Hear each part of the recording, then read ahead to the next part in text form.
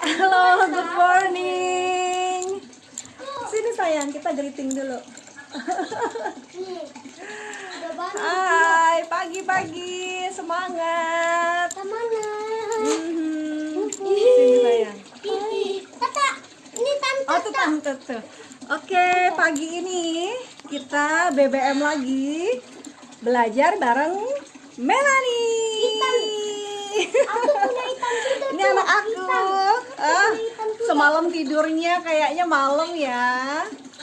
Mana? Where your face? Oke. Ikannya itu lagi berenang tuh. Gimana kabarnya teman-teman hari ini? Ya, semoga dalam keadaan sehat selalu, Itu tuh. tetap ikannya semangat, tuh, ikan. ya, dan jaga imun tubuh Ada air supaya matinya tuh. Aku punya ikan juga. bisa memerangi Punya tulang.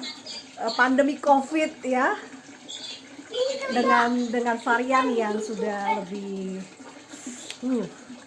luar biasa. Tapi kita nggak mau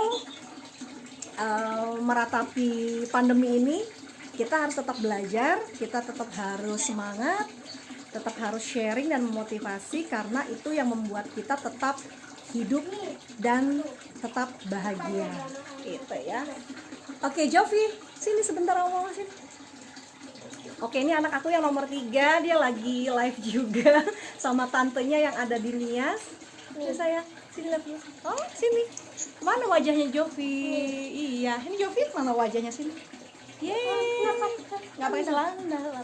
Halo guys, ini aku Jovi guys. tante.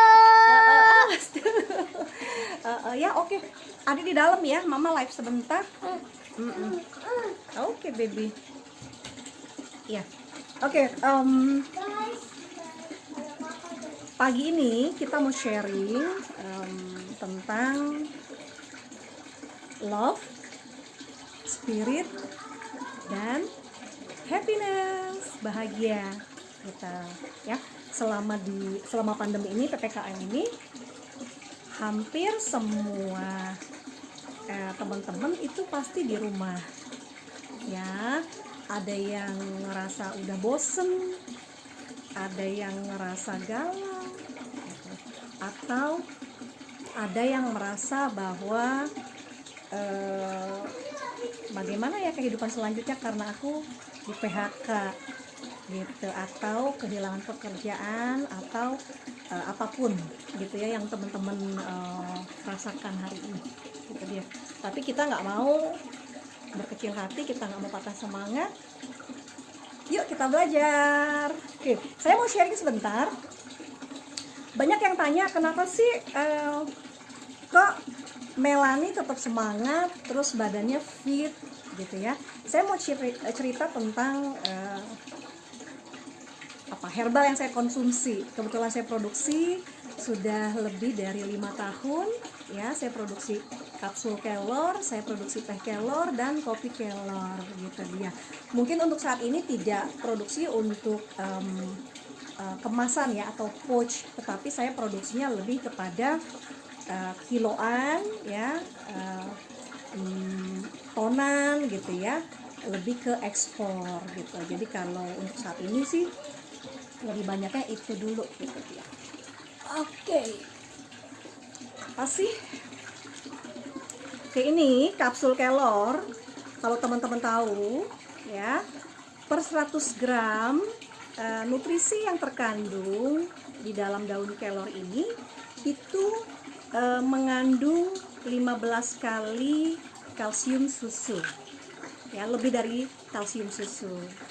Kemudian potasiumnya tinggi, 7 kali vitamin A gitu ya dari wortel, dan 5 kali vitamin C dari jeruk gitu dia. Jadi ini cukup baik untuk menjaga stamina tubuh kita. Hebatnya lagi dengan kita mengkonsumsi rutin kapsul kelor ini, itu bisa membuat mood kita lebih baik ya. Mungkin pikiran kita resah karena situasi yang kondisinya sekarang, itu bisa membuat mood kita baik. Ini yang makanya dibilang tuh daun kelor tuh kalau pohon ajaib ya. Gitu ya. Oke, balik lagi. Next minggu depan saya mau cerita tentang kedahsyatan kapsul kelor, karena dia membuat seksual kita itu desire gitu ya, itu baik dan membuat kita tuh lebih berstamina.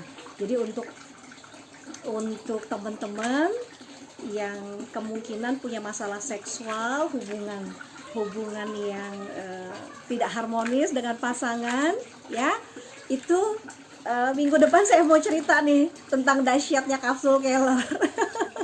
Ya, karena ini hampir setiap hari bapaknya di rumah kewalahan sama saya. Kenapa? Ya itu usia saya kan sudah sekitar 41 tahun ya, gitu loh. Cenderung pasti stamina kita akan menurun gitu, dan mood kita juga kurang oke dengan konsumsi kapsul kelor. Nanti hubungan suami istrinya lebih lawet. Tapi saya nggak mau cerita itu ya. Oke, ada Mom Nurma Tambunan. Halo Mam, apa kabar? Sehat ya? Ada Mom Maheris Tinambunan. Halo, salam kenal gitu ya. Oke, saya sebenarnya hari ini mau cerita tentang sesuatu yang saya baca di detik.com. Ada pengusaha, dia punya kurang lebih 1.800 gerai ya, retail untuk toko musik. Kemudian namanya Tara Group ya, bosnya ini Haryawan siapa gitu namanya. Nah, dia orang yang atau pengusaha yang cukup mendominasi musik di Indonesia ya. Nah, yang saya baca kurang lebih 1.800 gerainya di Indonesia itu ditutup. Bayangin ya, 1.800 gerai ditutup. Saya bisa membayangkan berapa banyak karyawan yang di PHK ya. Artinya ini bukan menjadi pandemi COVID lagi, ini menjadi pandemi orang kehilangan perekonomian ya gitu. Tetapi jangan berkecil hati. Makanya dari 5 tahun yang lalu itu saya selalu sharing tentang mindset entrepreneur gitu. Kenapa? Di dalam situasi apapun, ketika kita ngomongin tentang bagaimana kita berjuang untuk mencari nafkah ya, gitu dia. Saya cuma mengajak kawan-kawan untuk bisa berpikir besar, keluar dari rutinitas sekarang yang dihadapi gitu ya. Halo Mas Tristanto, apa kabar? Thank you for watching. Ya, jadi kita selalu membahas tentang bagaimana kita berjuang untuk memenuhi perekonomian kita. Mau yang tadinya GM, mau yang tadinya direktur, mau yang mungkin supervisor atau teman-teman yang ada di operasional ya, semuanya itu berimbas ya. Jadi nggak boleh kita cukup dengan skill yang ada sekarang gitu. Harus terus memiliki wawasan yang luas tentang bagaimana caranya kita merubah mindset kita ini yang tadinya mungkin ibu rumah tangga ya. Saya sekarang jadi ibu rumah tangga juga, tapi saya nggak mau murni jadi ibu rumah tangga ya. Nanti saya cerita tentang diri saya deh. Dari 5 tahun yang lalu ya, kenapa saya harus membangun usaha sendiri gitu ya, untuk ibu rumah tangga, kemudian untuk para karyawan ya, atau untuk karyawan yang mau menjelang pensiun gitu ya. Ini menjadi perbincangan yang menarik, kenapa mindset entrepreneur itu harus terus didengung-dengungkan ya. Saya punya misi paling tidak untuk generasi kita ya. Kalau sekarang kita udah bebel, udah nggak bisa berubah pikirannya, udah nggak bisa merubah cara pandang tentang bagaimana melihat hidup ataupun bagaimana cara kita untuk mencari rezeki. Tapi paling tidak kita sharing juga ke anak-anak kita bahwa memiliki mindset entrepreneur itu menjadi satu aset yang penting untuk masa depannya ya. Mungkin efeknya nanti akan ke negara, cuman itu bukan urusan saya lah ya, negara itu. Tetapi ketika dimulai dari edukasi di rumah, saya nggak akan intervensi cara edukasi di sekolah gitu ya. Kita harus berdamai dengan keadaan, dengan situasi edukasi yang terjadi saat ini. Tetapi kita punya peranan untuk anak-anak kita ajarkan dari rumah tetap memiliki atau harus memiliki mindset entrepreneur. Kenapa? Supaya dia level up untuk cara berpikirnya itu meningkat. Kalau orang tua memiliki pemikiran, nah sekolah yang baik, sekolah yang pintar, ya itu harus, pasti semua orang tua seperti itu. Tetapi yang harus disisipkan, ya saya nggak bisa bilang tidak boleh atau boleh gitu ya, tergantung mindset orang tuanya nanti bagaimana. Tapi harus disisipkan kepada anak-anak kita bahwa kamu harus memiliki cara berpikir untuk menciptakan peluang-peluang bagaimana nanti kamu mencari nafkah. Karena mama bukan tidak berpikir atau mau ya, maksudnya mama berharap mama berharap di kemudian hari kamu menciptakan lapangan pekerjaan untuk dirimu dan untuk orang lain gitu, sehingga ketika di situasi apapun kamu tidak bergantung pada orang lain atau bergantung pada perusahaan gitu ya. Karena kebetulan saya 15 tahun di dunia HR dan training gitu. Jadi saya tahu manajemen organisasi di masing-masing perusahaan ya. Gitu. Jadi banyak permasalahan yang dihadapi oleh para pekerja ini karena mereka tidak memiliki leadership ya. Leadership itu akan cepat diakselerasi, akan cepat dimiliki oleh seseorang kalau dia punya mindset entrepreneur. Karena apa? Karena muncul kreativitas, muncul peluang-peluang di dalam pemikirannya dia, sehingga ketika kita lepas ke dunia yang sebenarnya. Ini kan sekarang kan dunia yang belum sebenarnya, karena anak-anak kita masih ada di dalam rumah dan dalam bimbingan kita. Tapi begitu dia masuk ke dunia yang sesungguhnya, mampu nggak dia bersaing gitu loh, mampu nggak dia memiliki mindset yang levelnya sama dengan lulusan teman-teman yang dari luar negeri gitu. Kalau saya nggak punya uang untuk menyekolahkan anak saya ke luar negeri gitu dia. Kalaupun saya punya uang, saya tidak akan membiarkan anak saya untuk sekolah di luar negeri gitu dia ya. Kenapa? Karena pada dasarnya segala sesuatunya bisa dipelajari dari hal yang sangat kecil atau dengan budget yang sangat kecil. Tinggal nanti kreativitas kita sebagai orang tua menciptakan itu seperti apa gitu ya. Nanti saya mau cerita sedikit tentang manajemen training anak-anak yang baru lulusan dari luar negeri gitu dia, sehingga saya bisa sharing apa sih yang menjadikan mereka itu berani berdiri sama tinggi, duduk sama rendah ketika mereka berhadapan dengan para direktur, berhadapan dengan para GM atau ownernya sekalipun. Nah, kalau kita itu cenderung kamu yang sopan ya nak ya kalau ketemu orang, sehingga ketika di dunia pekerjaan ya itu eye to eyes-nya nggak dapet, nggak berani untuk bisa melihat atasannya nanti, karena kita menyisipkan kata-kata yang membuat dia atau mengerdilkan dia gitu. Tetapi kita lupa bahwa kita harus berdiri sama tinggi, duduk sama rendah. Tidak ada yang lebih hebat dari siapapun. Tetapi sopan itu harus, polite itu harus, gitu ya. Nah, ini dimulai dari mindset entrepreneur dulu, gitu. Mindset entrepreneur dulu. Oke, saya ulang sedikit. Mindset entrepreneur itu apa? Mindset entrepreneur adalah cara berpikir ya seseorang untuk dia menciptakan peluang-peluang ya dari hal yang tidak mungkin menjadi mungkin, yang tidak bisa menjadi bisa.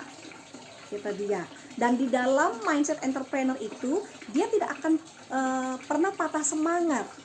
Ya, kalaupun dunia hancur atau perekonomian keluarganya jatuh, ya, kita tetap bisa keluar dari permasalahan yang ada dengan cara apapun, tetapi halal, gitu ya.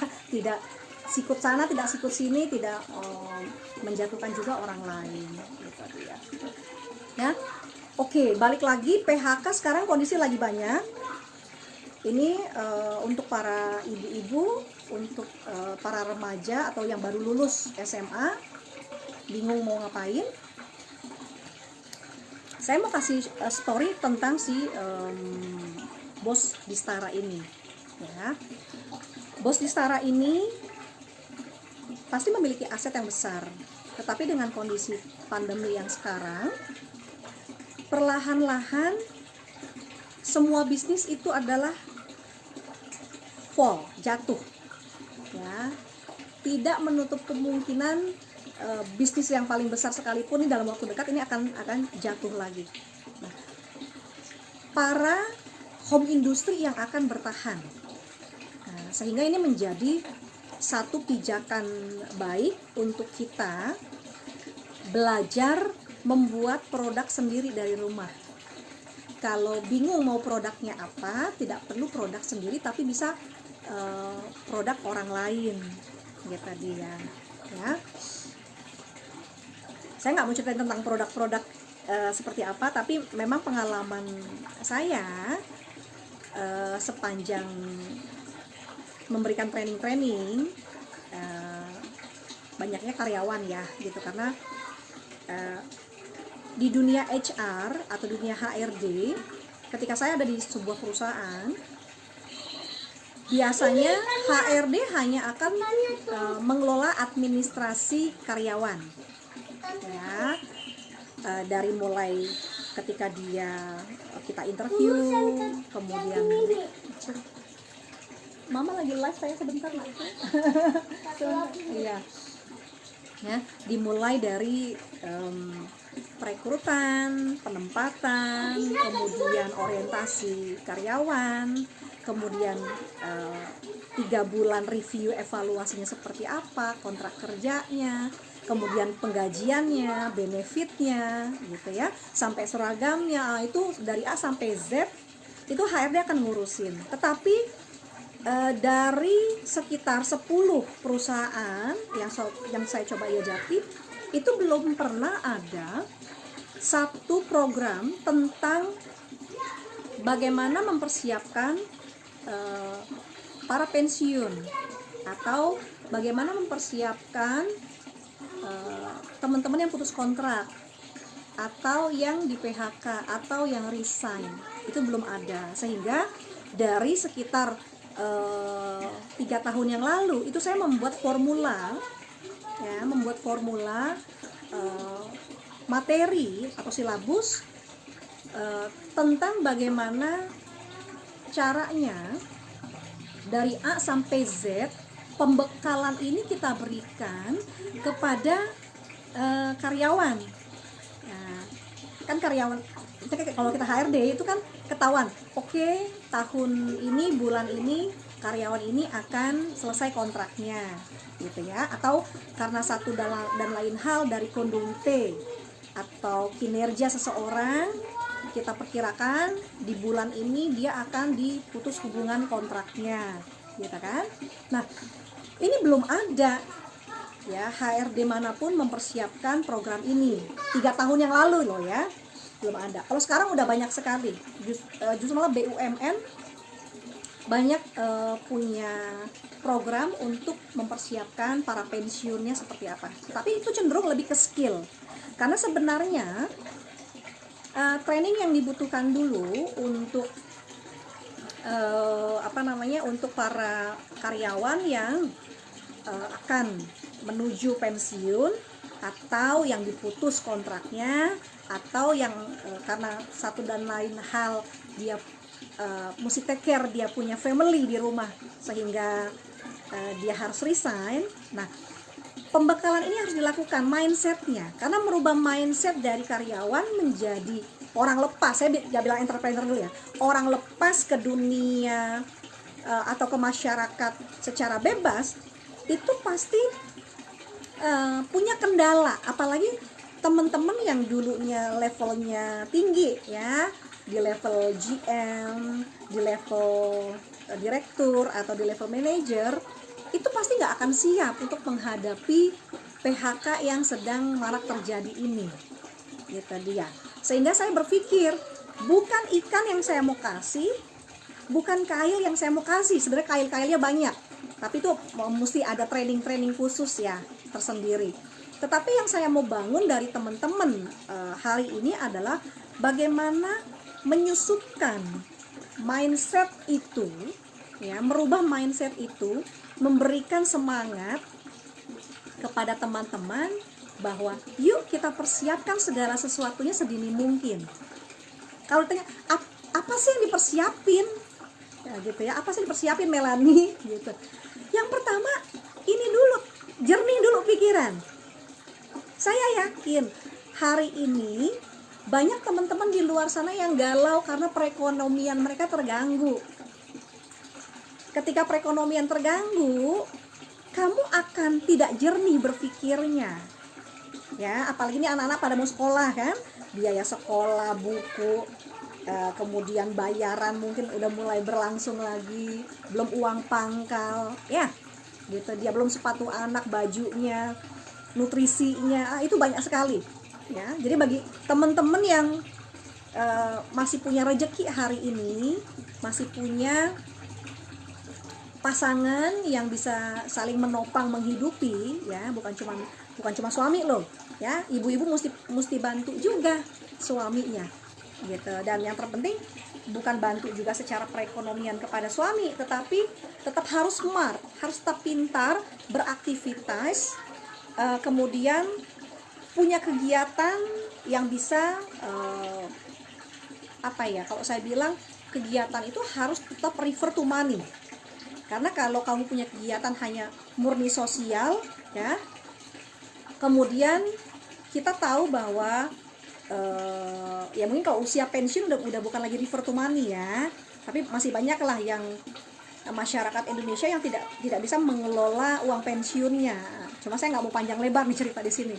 Ya, tapi lebih kepada bagaimana kita smart, bijak sebagai seorang wanita, sebagai seorang ibu, ya, untuk terus menopang ataupun mensupport gitu dia perekonomian keluarga.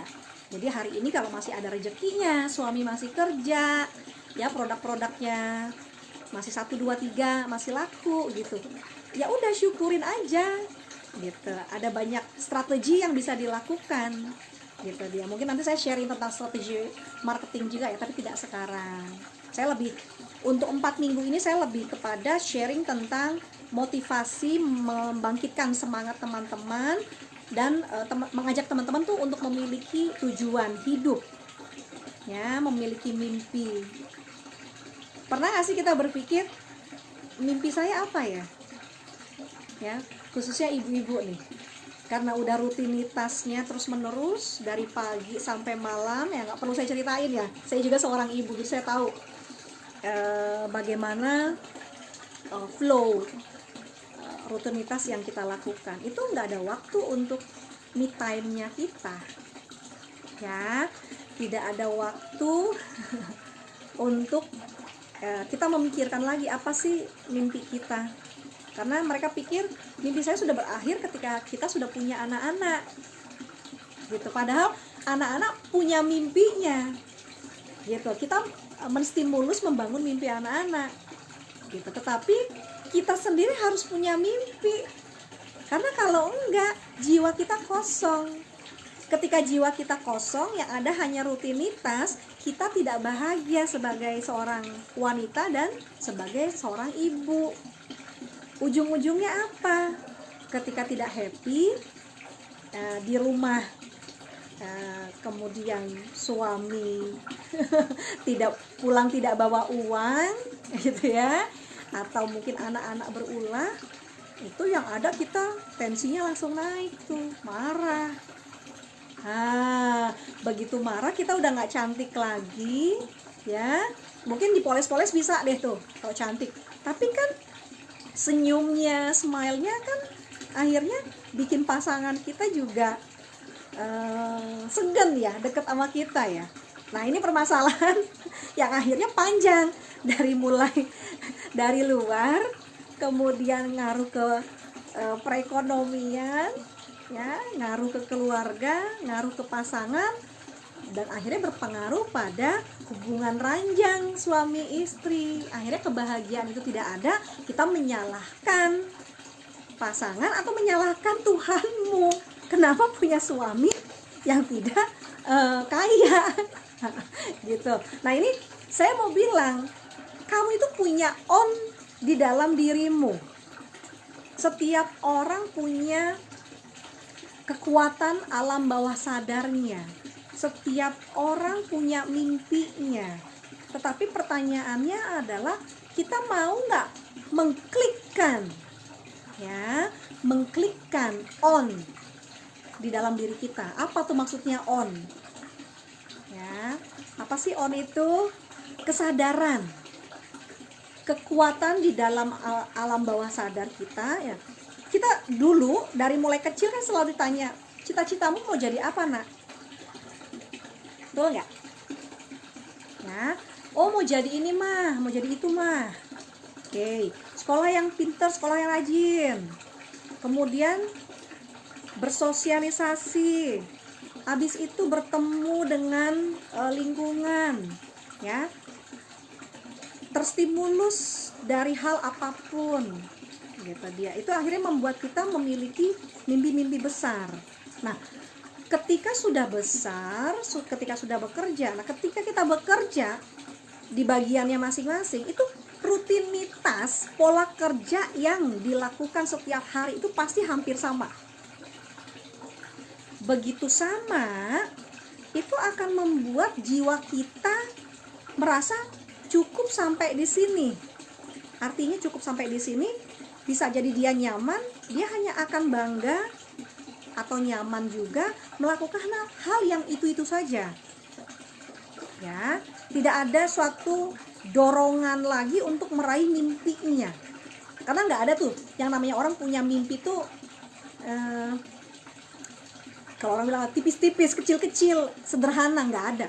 Orang pengen punya rumah, ya, pengen punya mobil, pengen jalan-jalan ke luar negeri, pengen punya uang banyak gitu. Nah, itu kan mimpi-mimpi besar yang di alam bawah sadar kita. Tetapi karena rutinitas kita sebagai karyawan yang terjadi sepanjang tahun, bertahun-tahun, belasan tahun, puluhan tahun, itu yang akhirnya membuat kita stuck, tidak lagi mengagumi mimpi kita, tidak lagi mau berpikir tentang mimpi kita. Ya, apalagi kalau kita punya ya kayak Ria lagi. Siapa yang kemarin kena narkoba? Gitu. Istrinya si Nia ya, suaminya Bakri. Gitu. Uang banyak, tapi kenapa bisa jatuh dalam pencobaan? Artinya ada mimpimu yang tidak kamu on-kan, tidak kamu klikkan. Gitu. Nah, ini yang menjadi permasalahan kita.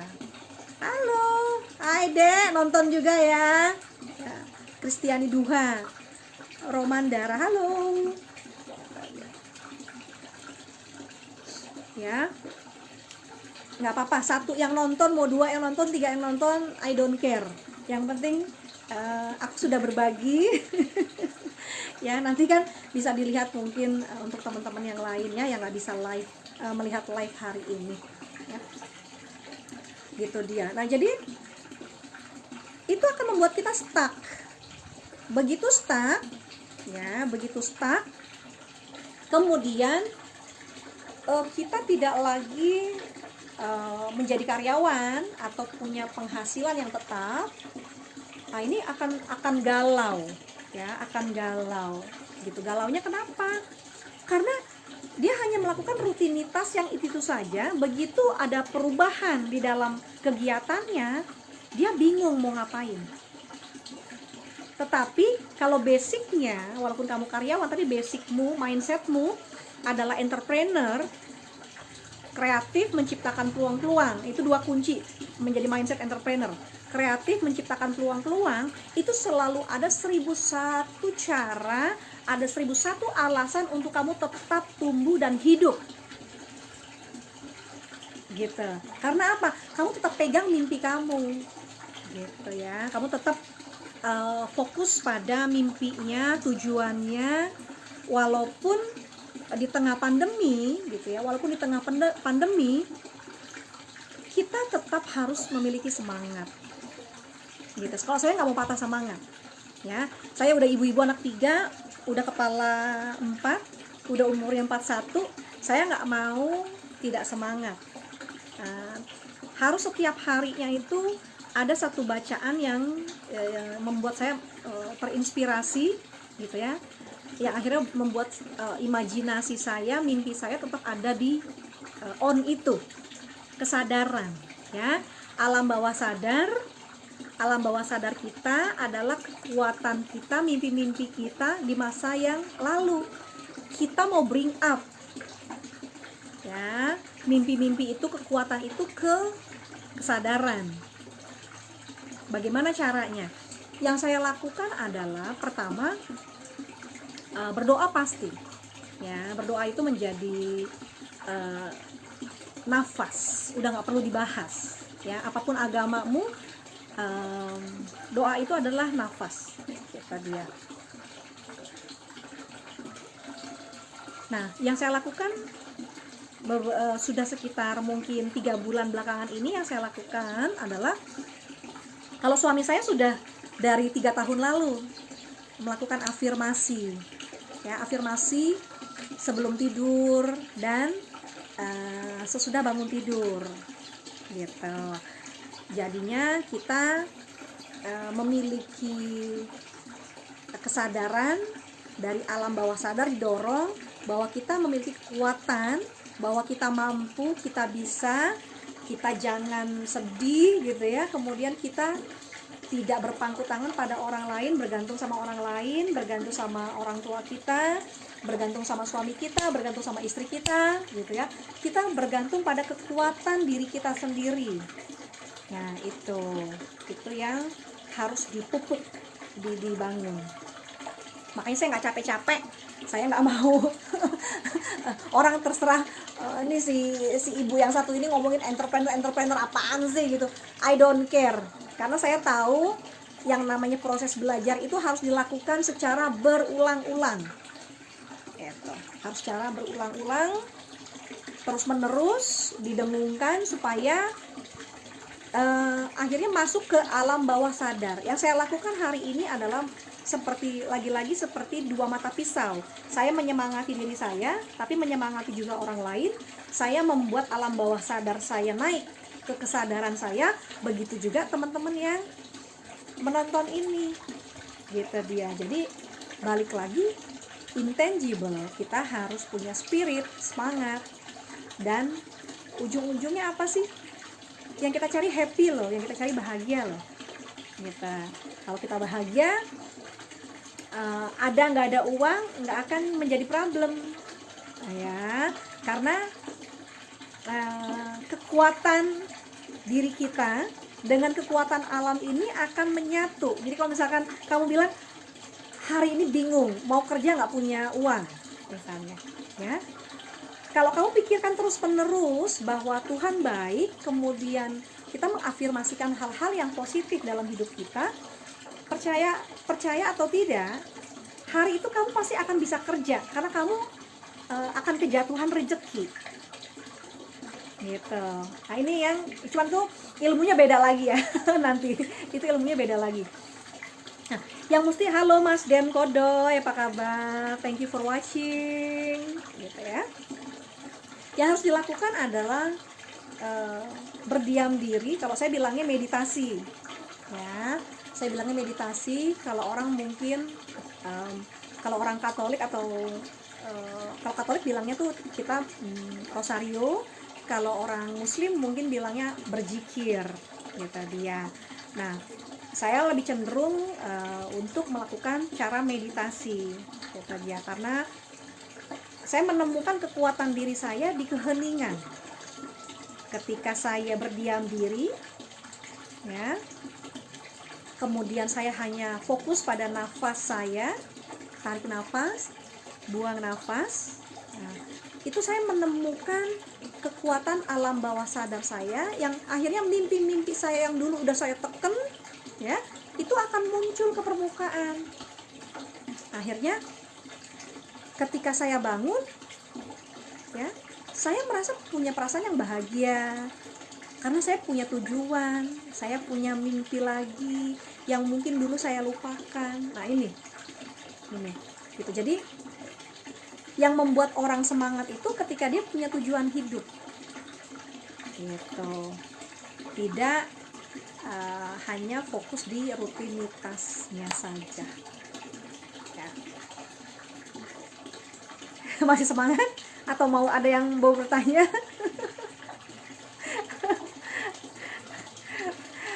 Dek Kristiani Duha, hey, ini kalau udah marga duha ya, hampir seluruh kampung di Nias ini pasti saling melindungi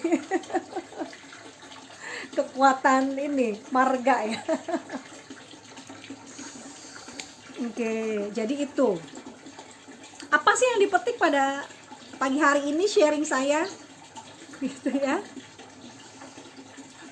Yang pertama, berdiam diri itu baik karena kita mendengarkan suara alam. Jadi kalau misalkan ada quote nih yang saya baca ya, ketika kamu berdoa, itu kamu sedang meminta pada Tuhanmu. Tetapi ketika kamu hening, ya, meditasi, rosario, berzikir, itu kamu sedang mendengarkan Tuhanmu. Makanya kenapa dalam satu hari kalau bisa teman-teman lakukan hening, supaya ini ya, saya bilang hening itu supaya universal. Kalau saya bilang meditasi pasti cenderung orang berpikirnya adalah dengan Buddha. Kalau saya bilang rosario lebih ke Katolik, kalau zikir lebih ke Muslim. Nah, saya bilangnya hening aja deh supaya universal. Jadi dalam satu hari itu teman-teman harus lakukan hening sejenak ya, nggak perlu lama-lama di awal. Kalau bisa cukup 10 menit 10 menit, 15 menit 15 menit gitu. Tetapi lebih lama lebih baik. Nah, nanti ketika hening itu teman-teman fokus pada nafasnya ya. Ketika bernafas pasti akan pikiran-pikiran itu akan muncul tuh semuanya, yang kita lagi kesel sama siapa, yang mungkin kita sedang memikirkan pekerjaan yang bikin kita kesel, atau mungkin wajah pacar kita, wajah suami kita, anak-anak kita, orang tua kita, saudara, itu nanti akan bermunculan semuanya. Nah, ketika bermunculan itu jangan diredam, biarkan itu seperti cipratan-cipratan gitu ya, yang akhirnya kita akan fokus pada tarikan nafas, tarik nafas, buang nafas, fokus di sana. Ketika fokus di sana, teman-teman akan merasakan jiwa yang tenang gitu ya. Tidak bisa sekali dua kali untuk bisa merasakan ini, harus dilatih. Makanya saya selalu men-challenge diri saya bermula dari kesukaan tentang herbal gitu ya. Herbal yang saya suka itu pasti udah nggak usah tanya-tanya lagi deh ya, teh kelor udah itu udah. Makanya orang bilang saya mau Moringa Queen atau Ratu Kelor ya, is okay, udah 5 tahun memang saya terkenalnya dengan itu ya. Jadi bermula dari herbal, segala sesuatu yang herbal saya suka, bukan cuma kelor sih ya, apapun, jahe apa segala macam itu saya suka, karena saya tahu untuk bisa menutrisi tubuh ini bukan dengan kimia ya, bukan dengan kimia, tapi dengan hal-hal yang sifatnya natural. Bermula dari yoga, saya praktis dari tahun lalu untuk yoga, saya merasakan stamina yang bagus ya, tidak bentuk tubuh yang bagus enggak ya. Udah ibu-ibu anak 3 pasti di sekitar perut masalahnya. Gitu. Tapi paling tidak tulang-tulang kita kuat, tubuh kita lentur, wajah kita juga cerah gitu dia. Karena apa? Ini mungkin yoga gerakannya sederhana, tetapi melenturkan dari sisi otot, kemudian dari sisi aliran darah ya, head to toe gitu, harus bilang head to toe. Jadi kesukaan saya yoga. Nah, kemudian yoga beralih ke meditasi. Akhirnya kombinasi antara yoga dengan meditasi ini menjadi suatu kekuatan yang luar biasa positif untuk saya pribadi. Gitu dia. Ketika itu dilakukan secara bersamaan, yang tadinya saya fokus untuk terus mengejar mengejar mimpi pasti ya, tapi ada timingnya. Mesti pandai-pandai kita mengatur time management. Oke, pagi ya, makanya sebelum live ini ya saya nggak meninggalkan tanggung jawab loh sebagai ibu loh. Tetap nyapu dulu udah, cuci piring udah, bikin minuman ya, roti ada, kue-kue ada gitu. Paling itu dulu yang mesti dilakukan. Jadi tetap harus rutinitasnya tetap dilakukan ya. Oke. Saya pikir sharing belajar bareng Melanie ya, BBM cukup sampai sekian ya. Hal yang baik-baik boleh diadop. Kalau saya ada salah kata saya minta maaf, tapi dengan di tengahnya pandemi ini, PPKM yang saya dengar katanya mau diperpanjang 6 minggu ke depan ya, saya nggak tahu benar apa enggak. Teman-teman tetap jaga kesehatan di rumah, bukan hanya fisiknya yang sehat, tapi pikiran. Ini yang terpenting, pikirannya harus sehat, karena kalau udah sehat pikiran, otomatis jiwamu akan sehat. Kenapa jiwa bisa sehat? Karena kamu akan happy. Ketika kamu happy, kamu mau mencari peluang-peluang, mau mencari rezeki, mau kerja, mau buat produk gitu ya, mau beraktivitas apapun itu kamu penuh dengan sukacita, ada jiwanya, ada soulnya ya teman-teman ya. Itu dulu saya akhiri, sampai bertemu lagi Sabtu depan di jam 10. Khusus untuk Sabtu depan saya akan bicara tentang lebih ke seksual ya, lebih ke seksual karena ini kita selama di rumah pasti ada banyak hubungan relasi yang harus dipererat. Ya, dengan kapsul kelor kamu bisa menemukan desire kamu kembali untuk hasrat seksualnya ya.